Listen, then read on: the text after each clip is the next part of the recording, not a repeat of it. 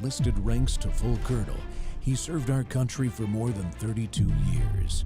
He has served as a bomber squadron commander, bomb disposal technician, Joint Chiefs of Staff operations officer, assisted the national security team with the campaign plan for the global war on terrorism.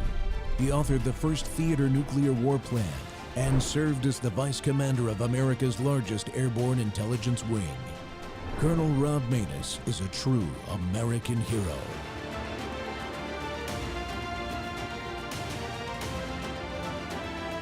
This is Rob Maness Live. Well, there might be a risk. I have been in touch with all of them, as I said, especially with Qatar and Oman foreign ministers. I explained for them.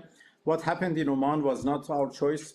We have already told our, army, armed forces to be careful about the targets that they choose. As a matter of fact, our,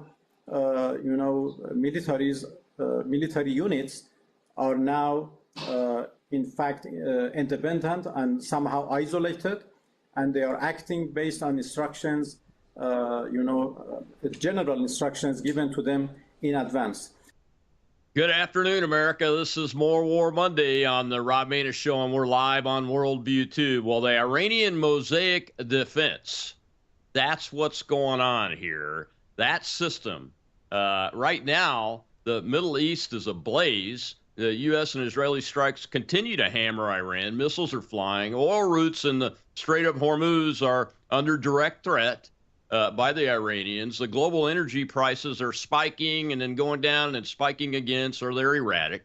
China's watching closely as their supply lines get squeezed, but also their defense assets get crushed, like their air defense system that didn't work.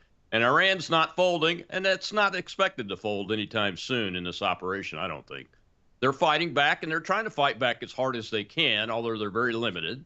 You just saw that clip. Why is that guy saying what he's saying is the question of this show. Because Iran's game plan isn't about a knockout punch. That's why. It's about survival and trying to wear the United States down. That's their mosaic defense, is the way it's characterized. A decentralized nightmare built over many decades by the IRGC. The IRGC is the force that suppresses the people and keeps the mullahs in power, folks. No single command center exists to take out. There are provincial units, as he mentioned, the Basij militias, missile batteries, drone swarms, all semi-autonomous and ready to keep launching even if Tehran goes completely dark again like it was on the first night. It's attrition warfare. Bleed the enemy economically, exhaust defenses, turn every province into a little resilient tile that keeps the fight going. We'll look at how this mosaic actually works. And then from the Iranian perspective, their own view of operating in this scattered and headless mode. And finally, the big question I want to try to get answered for you, our audience today, is, can it be defeated? I think it can, but we've got an expert because I don't think we want this as our new reality that we're facing. And joining me to break it all down is former intelligence officer Michael Prejeant. And he's a deep expert on the IRGC operation, the Iranian proxies, and these asymmetric networks. Michael, it's great to have you back with us. Let's get into it. What does this decentralized mosaic really mean for American strategy on this war? Well, for Americans to understand this, imagine the Pentagon was taken out. Our intelligence agencies were taken out, and our division headquarters across our combat divisions were taken out. And you have these disparate battalions operating independently, like you said, with a general mission statement of, if you're in charge of drones, here are your targets. If you launch ballistic missiles, here are your targets. If you're part of the IRGC or the Basij, it's about regime survival. So you go after charismatic males, the leaders in the opposition, and you disappear them. You exit them. So that's what the plan, that's what we're seeing in real time, right? Yeah. I would just say that we've added on top of that, we've basically taken out the supreme leader, degraded their military command and control, that we've affected their leadership all across the IRGC, the Quds Force, and the Basij. to the point where these decisions, and if you listen to the president speaking, the president of Iran is basically saying, hey, we're trying to tell our military to stop doing that. And, we both know that they're going to do it anyway because they're not listening to politicians at this point. They're not Mm, listening to clerics. They're not listening to the Council of Experts or the Guardian Council. They have their orders. There's a reason the IRGC wants Khamenei's son is because he's an IRGC guy. He's yeah. deferred to them. He's worked with them. And the best leader they can have is one that, reportedly has lost a leg and is in a coma that they don't really have to ask questions of. They can operate independently. I think that's where we're at right now. Yeah. So what does it look like on the ground? I don't think a lot of folks understand just how big geographically Iran, the country, is, or how complex their system of command and control and communications, or but especially the units of the IRGC and how they're located, what their architecture is, how do they communicate? Because there's got to be some type of communication, and then how do they make decisions on whether to strike a target or not, or just go dark to protect themselves? Do we have any idea how all that works? We know what it looked like before the operation, right? So we've degraded Yeah. their communications capabilities, their command and control structures, their radars. So you basically have spotters now. If let's talk about the Strait of Hormuz for a second. Hey, I think that is a non-Russian or non-Chinese tanker. Let's attack it. And then it turns out they hit a Russian tanker, right? In the last Hmm. 24 hours. So it's at that point where they're not getting orders, they're not getting the intel, they're not able to rely on technology that they may have had before Epic Fury started. So they're kind of, messing up, right? Who launches a ballistic missile at Turkey? You don't want to do Hmm. that because Turkey is an ally in this case. Who launches at Oman? You don't want to do that because Oman has always been your divorce attorney, trying to get you the best settlement in these negotiations. We can talk about Qatar in a second. But a lot of these groups, you got to think about the demoralization aspect on these IRGC battalion commanders, company commanders, maybe even brigade commanders at this point, where they see they can't shoot down American aircraft, they can't shoot down Israeli aircraft. That is demoralizing to be able to Hmm. see U.S. aircraft, Israeli aircraft fly at daytime, low level. And now the Israelis and we, the United States as well, are using drones to target checkpoints inside of Tehran, besieged checkpoints and RGC checkpoints. So there's a demoralizing effect here on the IRG soldier. We would be demoralized if we had enemy fighters flying over our skies and targeting elements of the 82nd Airborne Division that were sitting at Hmm. checkpoints or trying to conduct operations or launch drones. So that's the capability I look at. I look at, strengths, weaknesses, schisms, opportunities. And we're seeing schisms. We're seeing a lot of these people are breaking ranks. Hmm. The besieged members posting videos saying there's nobody at our checkpoint, everybody's gone home, I'm going to do the same thing. We've seen that from the Artesh, the regular army. We have not seen that from the Quds Force yet. We need to see that. We need to see that from the IRGC. And when we see that, then we'll start being able to really gauge how effective this mosaic defense really is. But yes, can they oppress their population? Yes. They've already told the population to come out of the house, we're going to shoot you. They're Hmm. able to launch drones. A single Shahed 136 drone is about a 10 to 20 minute setup. A swarm setup, multiple drones using a TEL, a launcher for these drones. They have 5 drones in the back of one of these launchers, a truck. Hmm. Goes out to a point, it makes it vulnerable. The setup makes them a target. We're over the skies, the Israelis over the skies looking for these signatures. So that's something that we're looking at, but that's something they can still do, right? Hmm. So they're decentralized. They're able to conduct drone attacks, rocket and missile attacks, but we've seen a steep decline in their ability to do that over the last 11 days. But what do they do when their backs are against the wall? Colonel, what do they do? Do they Hmm. use their hypersonic missiles? Do they use other things that we haven't seen in the battlefield? Do they even have those things? Did Russia actually give them Yeah. to them? So Yeah. we're looking at things. As a former intelligence officer, I've been thought to think like the enemy. So what would I do in Hmm. this case? I'd keep my head down. I'd go to civilian clothes and I'd fire from civilian areas.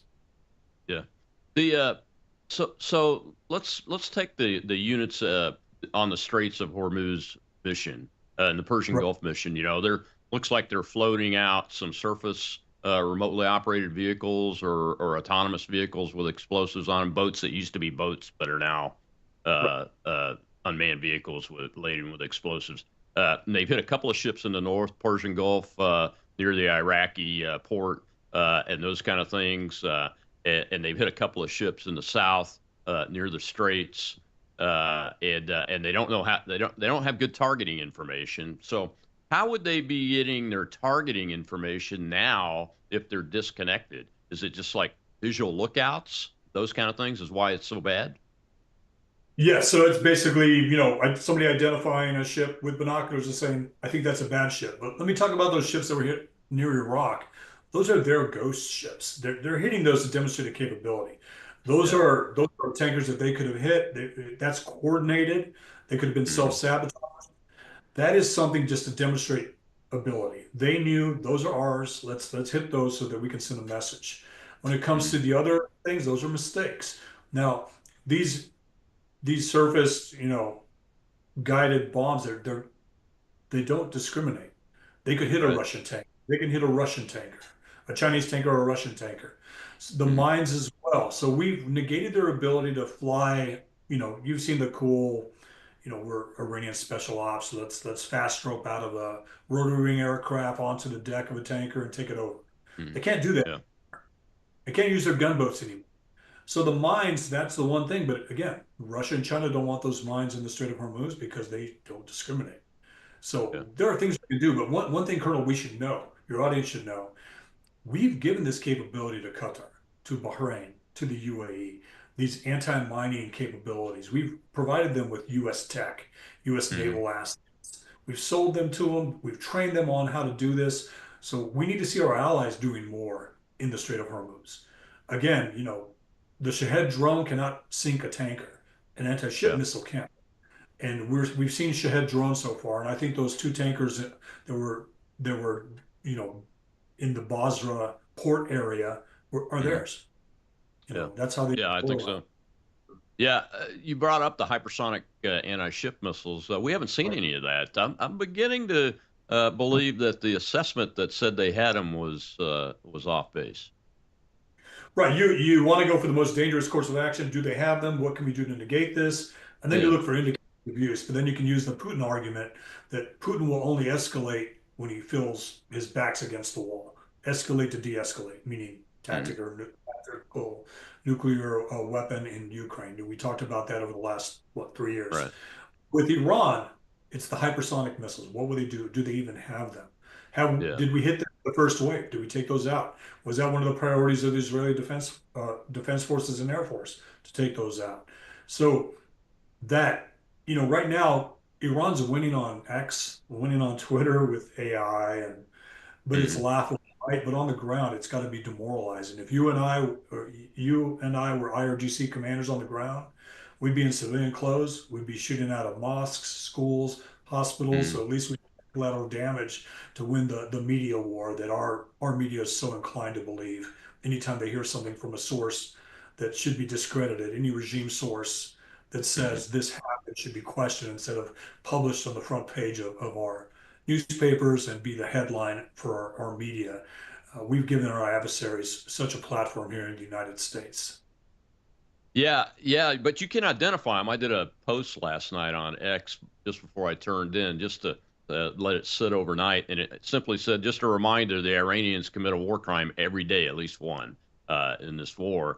And by the time I got out of the rack this morning, we were inundated with all of a sudden Western and South Asian and Asian bots coming in saying that no, you kill school children with tomahawks, those kind of things, which is a lie. I've seen a lot of good Yeah, analysis on that right. school, the girls' school thing, and it looks like a KH-55 to me. Not that I know anything about weaponry, or especially Russian one, but I do know a little bit about it.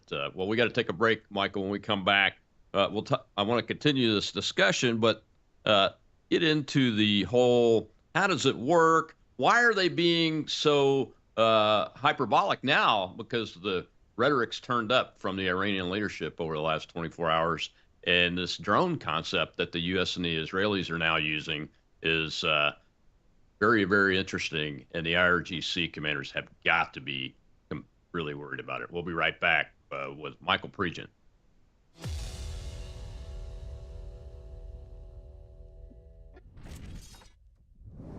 News is moving faster than ever, and so are we. Worldview Tube brings you 24/7 live stream coverage and now real-time alerts when it matters most. Once you have the Worldview Tube app installed, exit the app and navigate your way to Settings. In Settings, locate the tab labeled Notifications. Select the Notifications tab. Scroll down until you locate the Worldview Tube app icon. Select the tab, and here you can turn on and customize your notification experience for the Worldview Tube app. News doesn't wait, and neither should you. Turn on push notifications to stay informed. Every headline as it happens.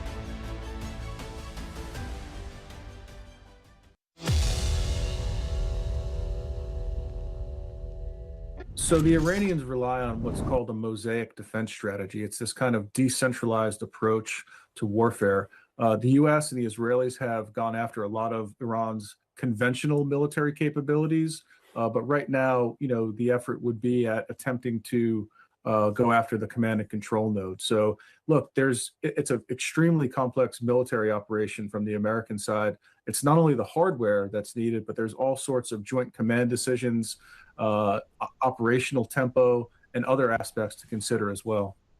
Welcome back to the Rob Maness Show. It's More War Monday, and we're talking about the Iranians' supposed vaunted Mosaic defense system with intelligence officer Michael Pregent. And Michael, just before the break, I mentioned that the hyperbole and propaganda has really ratcheted up on the Iranian side the last 24 to 36 hours. Is that any kind of indicator, not that they have strength, but that maybe they've gotten some of their communications with their commanders back, and they're getting confident in that they can actually do some things now instead of just throwing rounds willy-nilly? What's interesting about that, the more bravado they show on social media and, in other places, actually puts our military more at risk because it amps up our attacks. It amps up our airstrikes. So it's kind of a defeating. It's cheerleading failure in a way, but not knowing that that's what they're doing. The only people that are in charge of anything on the ground right now are those IRGC commanders at the battalion level. They're trying to, they can't mass, right? They can't, move their military towards, through vehicles. They don't have tanks. They don't have things like that. There's no enemy to move that stuff towards. So they're focused on the population. They can't shoot down any aircraft. They can't shoot down the drones that we're using are actually reverse technology that we took from the Shahed 136 drone and made it more capable, made it quieter. And, the Israelis are launching those from somewhere. And I love that because we don't know whether they've already established a foothold in northern Iran or they're launching out of northern Iraq. We don't know, but if you're an IRGC guy, that's exactly what you think. That's where you think it's coming from. Because anytime we can tend to think we have a capability that we have or we don't have, it creates doubt. It creates a fog of war in their minds, and you're seeing that. It creates panic. And when they don't have a higher headquarters to bring in reinforcements or a quick reaction force, they feel isolated. They're on their own. So that's the important part of this. These are the opportunities, right? These are the schisms that we look at to exploit. And I think there's no better military to do that than the Israeli Defense Forces and the IAF right now. Yeah, we're doing as well. We just hit targets. They're willing to get down on the ground. They're willing to do more than we are. Yeah, and when I first, I think it was yesterday morning, I saw the first video coming out from the population showing the drones over intersections around Tehran, and there's just hundreds of these things flying around. Yeah, they're basically orbiting at intersections and not being able to be shot down. That is demoralizing. If you're a besieged guy with a weapon, you're like, we're a target. Let's get out of here. Yeah, that's what I was going to ask you. I mean, let's take the typical IRGC battalion in a city and then one maybe in a more rural area. So in a city, I've already seen a photograph, unconfirmed, of IRGC vehicles parked outside of a kindergarten in downtown Iran. So these guys are all flushed out of their normal headquarters and in their operating facilities because they've been destroyed. Making a big assumption there, but I'm pretty sure that's probably accurate. Uh, how are they? How are they assembling people in arms and ammunition, food? I mean, you gotta clothe, feed these people to keep them going and give them ammunition and those kind of things. How are they doing that? And then selecting what kind of operation they're going to do to contribute to the mission, assuming the mission is purely suppressing the people at this point. Yeah, at this point, if you're an IRGC battalion inside of a population center, you're there to show presence, right? To show that you're still there. But we've heard through reporting and through chatter that they're running out of weapon systems. They're running out of ammunition. They're running out of water and food. And the population is staying indoors. So they're the only exposed target besides regime. You saw this BS propaganda video of a regime guy on a stage in Tehran with a huge crowd cheering, saying, "Look how brave we are. The Americans have no chance. Look at our resolve." It's because they know we don't target crowds like that. The Israelis don't target crowds. The Israelis didn't drop a bomb in the stadium in Lebanon when everybody was mourning the assassination, the legitimate targeting of Nasrallah.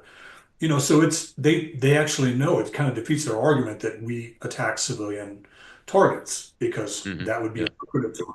But my point is, the only people out there are the IRGC, and it makes them sitting ducks. They can't shoot back at us. If they launch a drone from one of those schools and hospitals or kindergartens, they want us to hit it so that they can use the Hamas narrative that the Iranians taught these terrorist groups, that Lebanese Hezbollah taught every group, that make sure there are civilian casualties with every operation. Fire from schools, keep the children there. Most people don't know that the children are forced to stay there so that they will be collateral damage if there is a counterfire battery attack or we hit a place. Point of origin, we saw that we have radars and automatic systems. Point of origin, you hit it. With a Q-36, Q-37 radar in a tactical environment, but in these strategic environments like this, where you have standoff and where you're firing from platforms and firing from other countries, you have more advanced radars that can just put lead on target within seconds of a point of origin fire, point of origin, point of impact, right? So we know where it is, and they're hoping that we'll hit it. And these guys are willing to die, right? We know that about the IRGC, and we know that about these terrorist organizations. They're willing to die because they believe martyrdom, and within seconds they'll be in paradise and everything like that. But they want the casualties, so that's what they're doing. The population, they're trying to show that they're still there, and it's important that those drone strikes hit them where we see them. We need the video of an IRGC uniform presence in a place, and then the drone going in. And if there's collateral damage, it's because they were, violating international law by putting a weapon system in a school, a hospital, or a mosque. And you just do what the Israelis do. Just blow off. Who cares what public opinion thinks? Do the right thing. Take out these terrorists. Yeah, that the girls' school that I referenced earlier, that target that was in the south part of the country, is actually inside of a IRGC compound, Right. which we did target. But when you look at the analysis of the weapon on that, I'm convinced that it's not an American weapon, because a Tomahawk would completely flatten that place with one warhead on it. There's great analysis. One of my buddies I went to Israel with is actually leading that. Tredos is doing that, and he basically showed that compound and said the ones that we hit with the cruise missile, the building's flattened, the building's gone. Yeah. There's nothing. Yeah. Cool. Half of it is still standing. So I'm not saying, I don't want to say we didn't do it, but what I want to say is it's likely that we didn't, based on the evidence. Yeah, You that's got to exactly look right. You have to look at the explosion. You got to be a skeptic. You got to ask yourself, what if I'm wrong? And if your default position is you hate America, hate Trump, hate this operation, then that's confirmation bias for you when you see something like that. And if you're on the other side, you're pro-Trump, pro-mission, it's confirmation bias. You say, yeah, that's right. It's not us. So, but we have to ask ourselves, what if we were wrong? Let's say we did. We didn't intentionally hit it because it was a kid's school. We thought it was an IRGC target, right? Because Right. that's what it was. Exactly. But in this case, you just got to look at the different targeting aspects. It's when a TLAM, a tomahawk hits something, it flattens it. It has a punch hole Yeah. through it. And some of this New York Times stuff said, "Oh, look at the hole that just went in." And they have these holes on top of these buildings, but then the other video showed the building completely gone. So when I don't understand how you can show a building with a precision hole in it. They said that look at the crescent entry point on these buildings, which tomahawk. But if you actually look at the buildings that were hit on this IRGC compound, they're gone, except Yeah. for the school. Half of it is gone. And Yeah. we have no confirmation of the bodies, we have no confirmation of this and that. But we have to ask ourselves, what if we are wrong? And what if your POV is simply based on confirmation bias? And that's what we have. When the New York Times becomes Al Jazeera, when NBC News becomes Al Jazeera, they don't need Al Jazeera anymore to be that platform that supports these groups. And so I've been far, the taught New York Times is Al Jazeera, along with CNN. absolutely. I've been taught to think like the enemy for 30 years, right? And since Yeah. since Gaza, I would think that, hey, you could almost conduct a 9/11 style attack in this country, and half the media would support you and say we deserved it. And half of our college kids would feel the same thing because of all these idiots that came out and became lemmings for Qatari funded protests in Europe, Qatari funded protests in the United States, and somehow became, radicalized in this colonial BS victim mentality where anything that we support must be bad, therefore, I'm against it.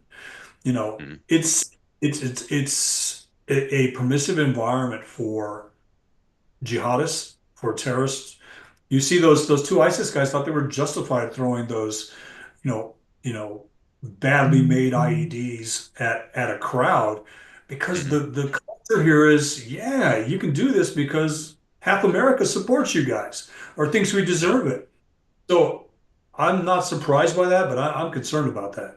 You and I have had the luxury of planning for war at a base for a war over there or a targeting packet over there. Yeah. 10-man cells are here in the United States now. What can they do?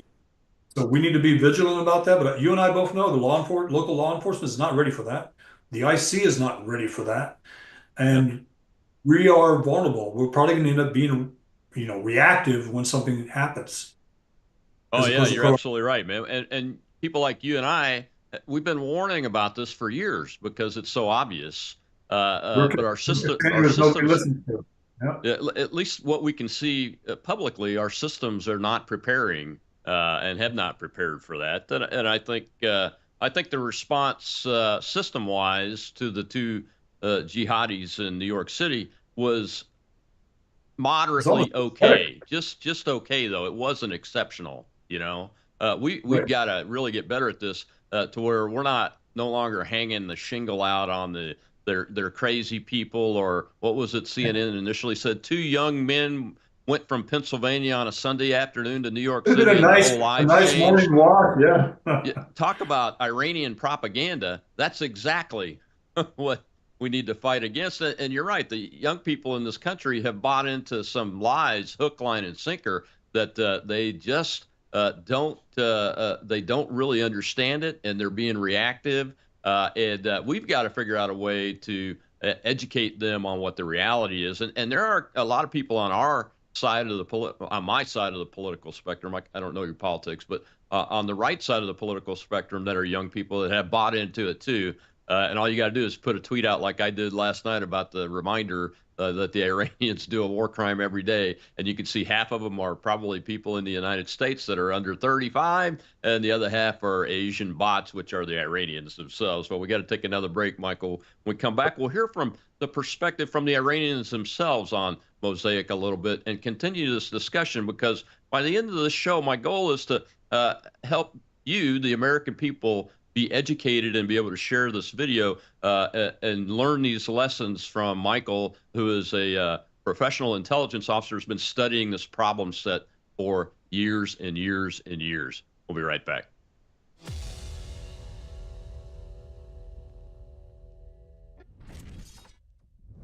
What if millions around the world could access Bible teaching and worldview training for free right now without hitting a paywall?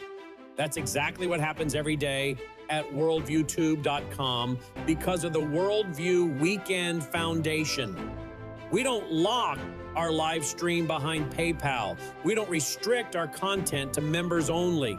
Instead, the Worldview Weekend Foundation helps cover the cost of delivering free educational and ministry programming to people across the nation and around the world. And it's not just programming. My Sunday night church service, where I taught verse by verse through Revelation for 18 months, and now I am teaching through the book of Daniel, is made possible through the support of our church, Worldview Weekend Foundation. If you believe this kind of truth-centered biblical teaching must continue, donate today. Go now to worldviewfoundation.com. You'll also find our mailing address and phone number there if you'd rather give by phone or mail. That's worldviewfoundation.com. Thank you.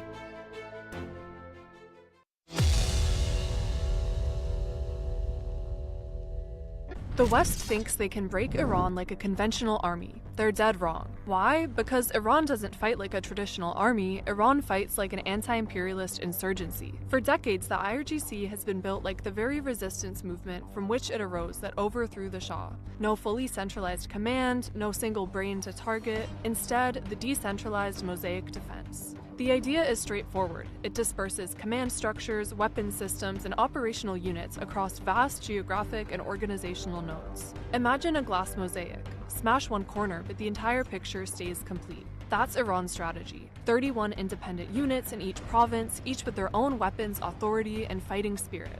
No need to call Tehran for permission, no waiting for orders from above.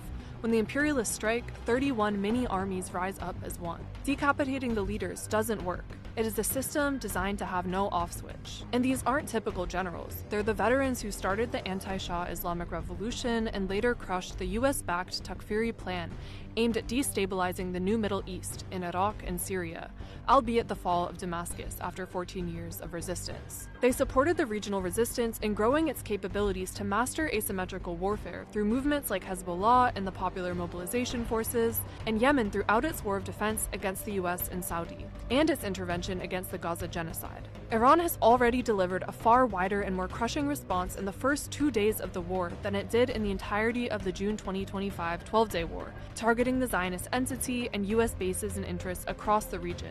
When there is no single person to call to negotiate a ceasefire, the imperialist game changes entirely. Iran, with its vast missile stockpiles and natural defense barriers like mountains, deserts, and seas, and 90 million person popular cradle of resistance, is prepared to wage a long war. This is why Ali Larijani, the leader of Iran's Supreme National Security Council, announced, "Bombings in our capital have no impact on our ability to conduct war. Decentralized mosaic defense enables us to decide when and how war will end." Hence, rationally, Iran's goal may not be a ceasefire that would result in another war of aggression a few months later. Rather, it would be to deter the threat entirely by completely expelling the US empire from West Asia.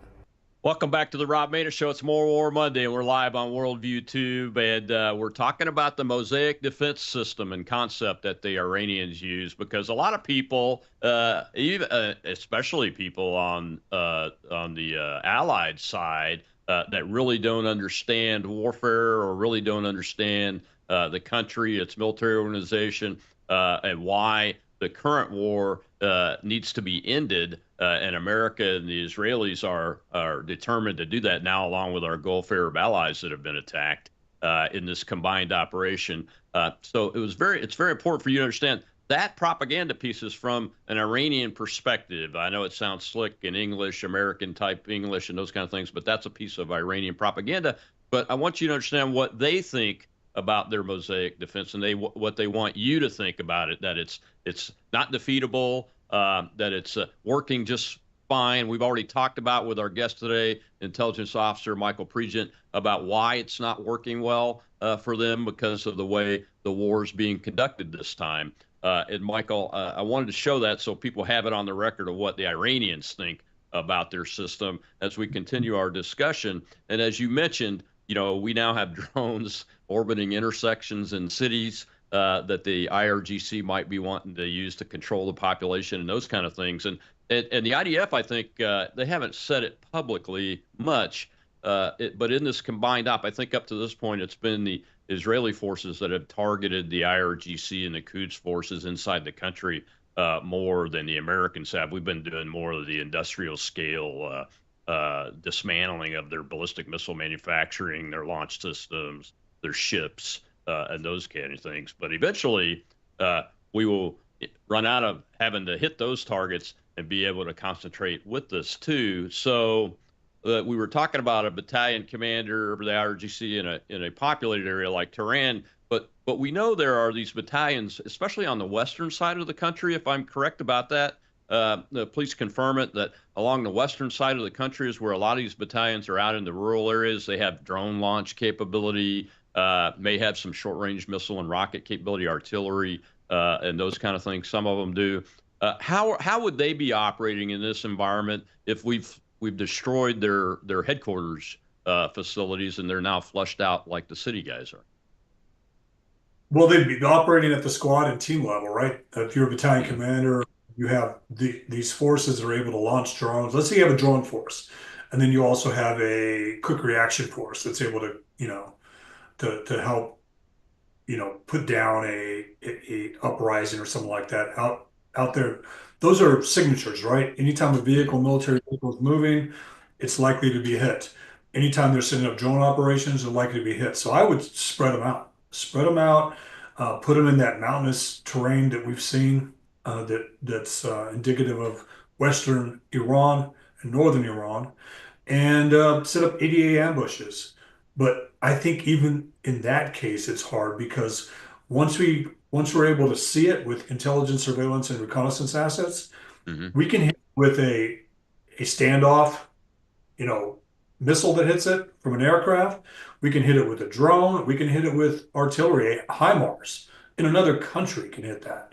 So you're getting hit as soon as your signature goes up. As soon as you use a radar, that radar is being hit. So the biggest defections that have happened so far in these disparate IRGC units is that anybody manning a radar doesn't want to do it. Anybody setting up a drone swarm doesn't want to do it because they're getting hit before they actually even launch, especially with ballistic missiles. This was the same thing that was going on in Afghanistan prior to the Arab Spring. A lot of foreign fighters were moving into Afghanistan, and Osama bin Laden couldn't keep them there because they were getting hit by a drone before they even saw a U.S. soldier that they were there to kill. And so a lot of them, when the Arab Spring happened, just left Afghanistan and went to Syria. And in the sensitive site exploitation of the Abbottabad, strike on Osama bin Laden, I worked at when I was in the intel community. A lot of the communications were, how do we keep these guys engaged? How do we get them back to Afghanistan? Why are they all? And it's because, at the end of the day, a soldier wants to be able to smoke shisha and, have a drink and go to a bar. They could do that in Syria. But out here in this area, these IRGC guys, their families are probably in other population centers saying, come home, are you okay? Have you defected? What's going on here? Because a lot of these IRGC members have families that are against this regime. And we have to remember, the IRGC is the most lucrative military job you can get in the country. It pays the best, you get the best training, you're respected by the population, you're above it all. It's not the IRGC going out there and shooting people. It's the Basij, right? The ununiformed thugs that ride around on motorcycles and will kill women, torture women for taking a hijab off.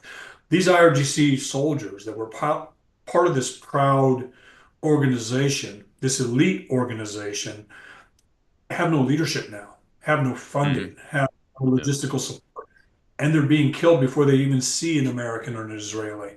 So that has a demoralizing effect. Again, that's what I'm focused on. What can demoralize the IRGC? And I think your audience should know that everything that we've learned in fighting terrorists, we've learned from Israel. And everything these groups have learned, Al Qaeda, ISIS, Lebanese Hezbollah, these groups have learned from fighting Israel. So the core of knowledge is in both places. Israeli, operations against terrorist groups going back to its inception, and we learn from that. So the Israelis are fully aware of this mosaic. They know how to hit it. And this drone thing, you and I both know this is something that we never employed in Iraq, never Yeah. employed in Afghanistan to go after these cells. And the Israelis they own the sky when it comes to drones and the loitering aspect. This isn't a drone that received an intel and says, go hit this building. This Right. is a drone that is watching. And when it sees a Hmm. target, hit it. And that is something that we haven't seen employed by U.S. forces in Iraq or Afghanistan. We saw ISIS do it, Hmm. but this is a game changer. So this drone could pretty much disrupt that propaganda we heard from the regime about Yeah. how this mosaic operates. Uh, they they don't have counter drone capabilities like we do. Hmm. They're not used to this. The IRGC has not really been tested if you think about it. They Yeah. will fight the last Arab, but they haven't really been tested. The actual Hmm. IRGC. They Yeah. were. You I'm mentioned sorry. the Go ahead. besiege. How are the besieged controlled? And I think the Israelis have fantastic intelligence on those groups too, because they've been publicly saying they're targeting them and killing them. How are they Right. linked into the overall architecture of the command and control that the IRGC has most of? Yeah, they're a directorate of the IRGC. They're just Okay. that plainclothes civilian thug that goes out and kills people. And what the IDF has done, the Mossad actually has basically got all their records, so they know who the agents are now. They've hacked into their systems. They know who their agents are, who their sources are, who their families are, and they're starting to put that pressure campaign. I don't know if you saw the report, but they basically had a text message come up on all of the phones from besieged members saying, "It's time to defect. We know who you are. We know where you are." You Hmm. know, that it reminds them of the Beeper campaign, where Yeah. Israel took out 150 key leaders of Hezbollah. And what people should know is imagine the 82nd Airborne Division is lined up in parade formation, right? One of Hmm. our prestigious units, and you see everyone standing with the flags and going through the ranks that are in leadership positions take a knee because they've just received an injury to the groin area or die. Right. And just seeing that's what Israel was able to do to Hezbollah Hmm. inside of Lebanon. Yeah. Imagine you're a besieged guy and you get oh, you need to defect now. We know who you are. And they call you by your name Yeah. and they tell you where your family is. So that's Hmm. what Israel's doing. And you know what? The besieged guy believes it because he's seen it happen to Hamas, to Hezbollah, to the Hmm. Houthis. And there's no greater target. I mean, you just killed the supreme leader. Yeah. These, these are believable threats. And Yeah. They are. I would distance myself from anything that was connected to anything if I was a besieged member of the IRGC. So that goes to that communications thing.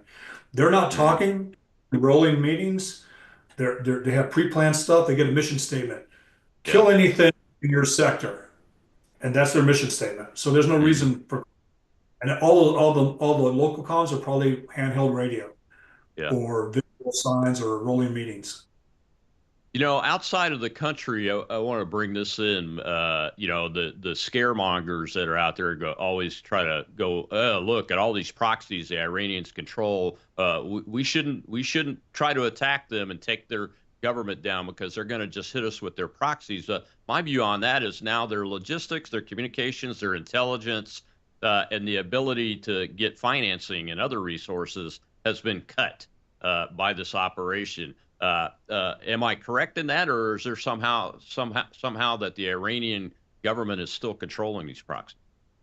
Well, the SEPA Bank, right? SEPA Bank is an IRGC bank. There's a run on Mm, that bank. Shut down. It got hit. That funded a lot of these proxy militias. It was delisted under the Obama administration and redesignated under the Trump administration for being, a primary mm, pass for IRGC funds. And again, have to remember the Islamic Revolutionary Guard Corps owns 30% to 40% of every economic sector inside of Iran. So uh, everything is hurting this regime. As far as funding the militias in Iraq, they're the low-hanging fruit at this point. What happened to Hezbollah? Israel just killed their leader in the last 12 hours, in the yeah, last 6 hours. I got that alert this morning. Their new leader. So anybody taking on these right, new positions is automatically a target. The Houthis haven't done a lot. Have you noticed? They haven't That's done because anything. we sunk the intelligence boat that was giving them Yeah, targeting information. Finally. exactly. After Well, what, sitting there the whole I time? gotta take our last break. When we come back, I want to Sure. continue this discussion because now we're into how do we beat these people? Because we are beating them, but we need to crush them in overwhelming defeat, so they are forced to unconditionally surrender. We'll be right back with Intelligence Officer Michael Prejean.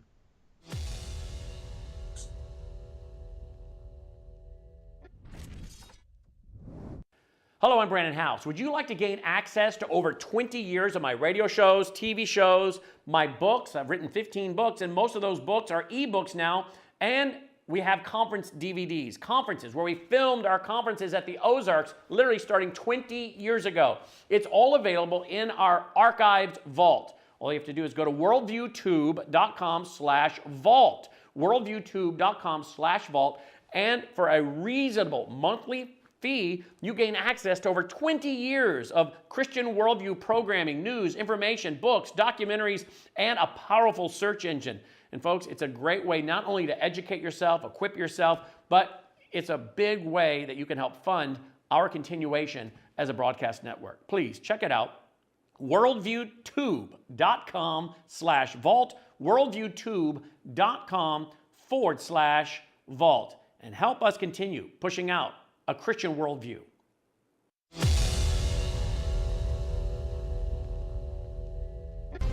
Iran's Mosaic defense allows individual commanders to fight autonomously even after leadership is wiped out.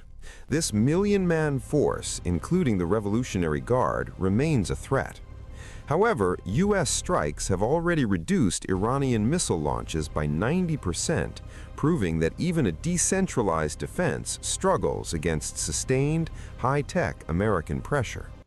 Welcome back to the Rob Maness Show. It's More War Monday, and we're talking about the Mosaic defense and how it works, how it's probably unfounded for people both inside the country and outside the country to have too much confidence in this because of the new tactics, techniques, procedures, and strategy and technological capabilities that the Israeli and American Air Forces now have with Intelligence Officer Michael Prejean. Michael, that's my big question. My big question is, how do we defeat this system? It sounds like we have talked about the pieces and parts about the process that's occurring in order to get that done. And as an air power guy all of my life and a sea power guy, I'm glad to see an all-out air and naval campaign against this country that's been at war with us since I was 17 years old in an Air Force uniform as an E1. This is an operation to end that war, but to end it, we have to defeat this Mosaic defense operation from the ground. We've taken away their Air Force, their Navy, their intelligence services. We've taken almost everything away from them. They're still firing some missiles and drones at us and at their supposed neighbors and friends even. But it's got to come down to where, as you were saying, they want to defect. But it's also got to come down to, doesn't it, resistance by indigenous Iranians and Iranians from without that can get in there on the ground. And there are some resistance forces on the ground. We know that. We know Mossad has had some teams on the ground in and out throughout the last couple of years during their different operations and those kind of things. But what do we think is happening with the folks on the ground inside the country that can help take this apart and completely destroy it? I was a company commander in Afghanistan in 2002, and we worked with the Northern Alliance to go after Taliban and Al-Qaeda remnants. And in Iraq, I worked with the Sunni insurgency to counter Al-Qaeda and Shia militias, and you have to build up that trust. But the biggest mistake we made in Iraq is we basically took all the qualified military personnel inside of Saddam's regime and said, you're no longer part of Iraq's future. And they went into the insurgency and made it lethal day one. We can't make that mistake again. As we look for indicators that the people are willing to rise up against the regime, as they see these, I mean, people are cheering the drone attacks on besieged checkpoints and IRGC static checkpoints. People are saying this is great because those are the people that will fire at us if we come out. So those things are happening. We have to look for indicators on the ground. but we have to have the Iranian people vet anyone who defects from the IRGC. They need to be the ones that say we can work with him. We're not very good at that. Mhm. We have a lot of experience in counterinsurgency, and we've made a lot of mistakes in counterinsurgency because we believe people when they tell us things that turn out to not to be true. Or the Iranian people won't be as gullible. Won't be. I'm not trying to say it that way, but you know what I mean. Yeah. When you sit across from an Iraqi, they'll tell you what you want to hear. But an Iraqi will say he's lying to you. The American will say, no, he's telling me the truth. So that dynamic is at play. We need to trust the Iranian people to vet anyone who defects. But there's momentum here, right? How do you defeat this enemy? We've degraded it to the point where it's not as big a threat to its neighbors as it was 11 days ago. Right. We've taken out leadership to the point where anybody who tries to run for supreme leader or say that they should be supreme leader is unknown to the Iranian people because they've never seen this person before. It's likely Khamenei's son is in a coma, is injured, maybe even dead. The perfect candidate for the army. So you defeat them by demoralizing them, and you look for these things on the ground. Do we have an opportunity to provide weapons to a group, intel to a group, logistical support to a group? But whatever group that is, it has to have an Iranian face. It cannot be an American face. And the difference between, I understand hard right guys being against forever wars. I'm there too. Yeah. I'm a veteran of forever wars in Afghanistan and Iraq. Their baseline is sincere, but this is not that. This is the first time a population has asked us, come in, what's taking you so long? We have no problem with Israel killing these guys. It's your turn to come in, the US. So that's where we're at now. We have to see the time and space, offer the time and space for the people to do something. But if we don't see those indicators, then the president can say, I degraded their nuclear program, their ballistic missile program, their drones, their ability to fund terrorism, and we will hit them anytime they start to develop these capabilities again, and then call it success. Yeah. That's one of the things that I'm concerned about. I'm watching too, and I've been in communication pretty consistently over the last 5 years with one of the groups that has people on the ground in there. But we're not seeing any indication that, as far as I know, that the population is actually going to rise up. I mean, it's one thing to be cheering and all that stuff, but at some point, we've created a lot of time and space inside this capability that the Iranian tyrants have for movement, and we're not seeing any movement that I'm aware of. Well, the window just opened with this new drone campaign. This is a different phase of this operation to be able to take out static points, three police cars, hitting police stations.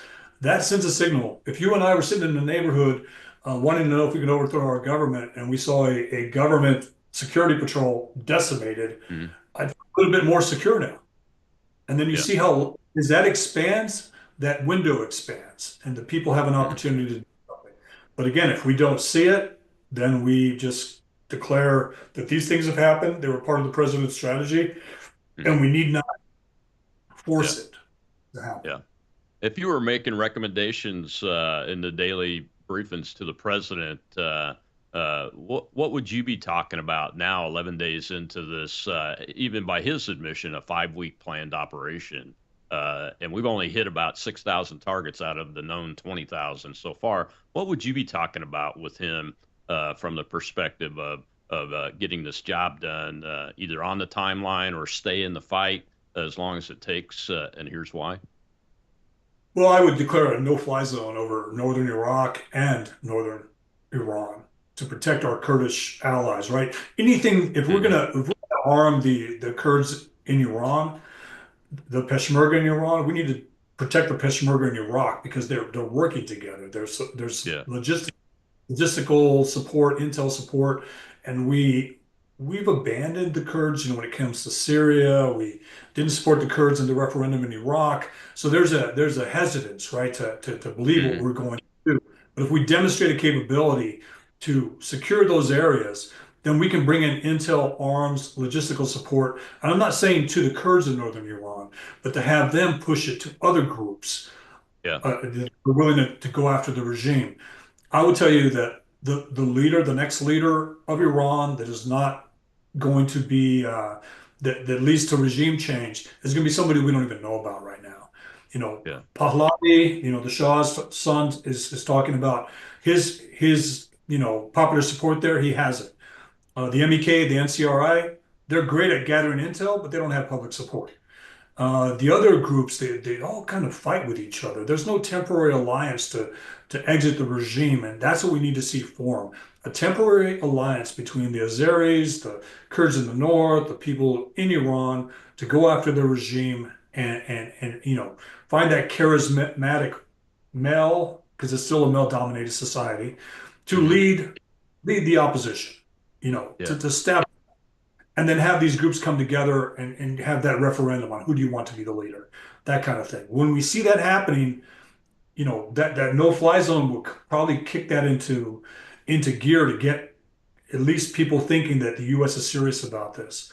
But again, if we don't see that developing organically, because we've heard it before the strikes, before Epic Fury, hey, we're ready, we just need air support. The president said, stay in your homes till the bombing campaign's over. So that could be Yeah. part of it. This new drone campaign to take out, I'm telling you, if you and I were rebels and we start seeing government forces being destroyed by drones, I would feel a lot more confident. But the next signal is, and I don't know why we don't talk about this, we need to arm these people. We need to give them weapons. Yeah. And I don't know if that's taboo in conversation. It's what we do. We're good at that. That's what we did with Ukraine. We're good at giving a dedicated force that speaks the language that is against one of our adversaries weapons. We need to find that same inside of Iran. Yeah, that's one of the things that I've been concerned about, and I've been talking about it for over a year now, is unifying like the Pahlavi forces, the MEK forces, and all the other little factions that are inside the country. They have to be unified, or it's a no-go. I mean, it won't last, even if we try it. And I think that's why I think the president's probably looking at, well, at some point I'm going to have to either declare victory and go home, or they're going to have to start giving us indications that they're unified enough to where they can go forward and we can get them some arms and everything. Why the no-fly zone in the northern part of the country in northern Iraq? Is that because of the Iraqi? Is it called the PFM or PMF? Yeah. It's because of emergency Quds Force backed militias, the same ones that we just hit yesterday in Al Qaim and Abu Kamal, the areas that cross into Jordan, because they were launching drones and rockets at our bases there. The same people that attack us all the time, the same people that Brett McGurk, Barack Obama, and Biden said were allies in the ISIS campaign. This is where my expertise lies in IRGC proxies and Quds Force operations. I was in Iraq for 4 years working these issues, and I know these groups very well. In some cases, we talked to them while they were in detention at Cropper and other places, Hookah, other places in Iraq. So yes, it's because of that. Anytime they were going to arm the Kurds in Iraq get punished by Iranian ballistic missiles and drones. We need to protect them, offer them the capability. They are the best fighting force in the country. They helped us with ISIS, Al-Qaeda, and the Shia militias, but they don't trust us because we've kind of left them out. Yeah. Oh yeah, absolutely. And politically, I'll just say this before we get to the end of the show. Politically, I think that I may even be in agreement with somebody named Lindsey Graham over this. Maybe we should be starting to talk about giving them their own autonomous zone across northern Iraq and northern Iran, or at least pieces of it, so that they can develop their own country, since they are such good friends to the United States, and not just that, but they're good friends to peace and prosperity. And Israel. I mean, that's and Israel. I mean, that's the pathway to peace across the Middle East is prosperity and freedom, so that people can live without being worried about their mom being kidnapped and put in a prison and then hanged for no good reason. Well, Michael, thank you very much for joining me today. Real quick, there are two countries that are against all that we should have more leverage on: Turkey and Qatar. We need to not care what Erdogan thinks, and we need to tell Qatar that you are the next state sponsor of terror based on what you're doing. You're absolutely right. Once again, thank you, Michael. I appreciate you joining me. This is going to be great. People will get a lot out of it and what they need to know about this Mosaic defense. And tomorrow, folks, Training Tuesday. I'll see you then.